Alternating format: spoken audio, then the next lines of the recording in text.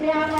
袂甲压倒了解修行的义务，也是咱的生活经吼，也是咱的生活经。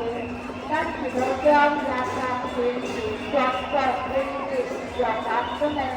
即个中潮舞会的即个夜场天。今年上新的亮点，也就是今日的中潮夜场天，正式来启用吼，正式来启用特别是即个今日的夜场馆20吼，友友来当时做即个重要的职务来主持来认真宣传以后，只有咱上天今年的利润是共调1700块，咱经常有咱300个小朋友来发展艺术理论，咱小朋友要不来合唱双手